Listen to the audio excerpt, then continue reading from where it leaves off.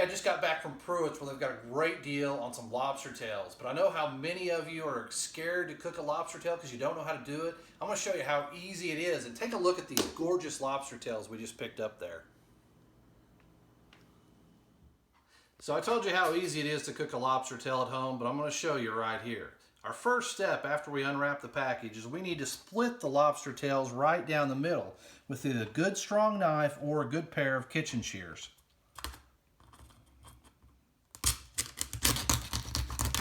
We're going to cut all the way down to the back fin, right where that back fin starts.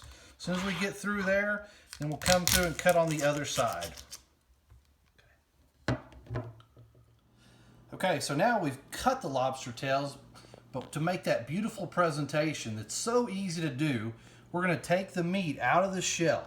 So after we've cut the lobster shell at the top, we can pull away these first two layers, okay, off this big end. You got the tail end there, the big end there. We can peel off a couple of layers of shell because we're going to sit that lobster tail meat right on top. So we don't really need that. You can pull it all the way around the bottom too. It's okay. So now I'm going to take my thumb and I'm going to slide it right under that skeleton and try to gently push that meat up out of the shell. And I may have to do it around the sides as well, okay? And it's kind of delicate, kind of hard to do, but in the end, the product's going to look good no matter how messy you are, okay?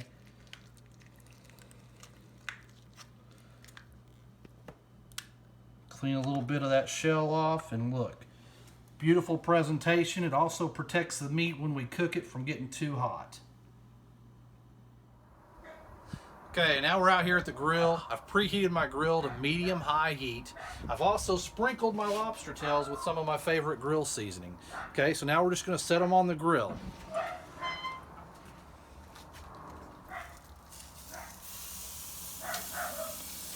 They're sitting on that shell, so it'll be kind of another method of indirect cooking, even though we're not really doing an indirect cook on the grill.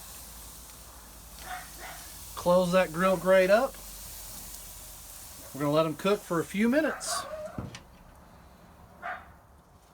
Okay, it's been a couple of minutes since we put the lobster tails on the grill. We're going to take a little look at them.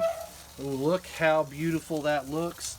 I've also got a little bit of garlic, herb, butter right here warming up.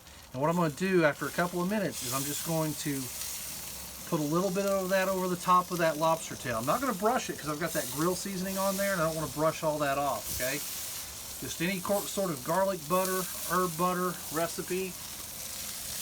Draining over those, and now we're going to let them cook till they're about 140 degrees. So we're going to come back and check them here in a couple of minutes. All right, we're going to check these lobster tails and see if they're done yet. Got a thermometer in there. And it looks like we're reading a little bit over 140, and that's where we want to get to. So once we hit 140 degrees, we know those lobster tails are ready. Now, before I take them on the plate, I'm going to go ahead and put a little bit more of this garlic herb butter mixture on there. Okay, give that sweet buttery flavor on there. Just like that. Okay, now we're going to take them off. Look at that color. How beautiful is that right there?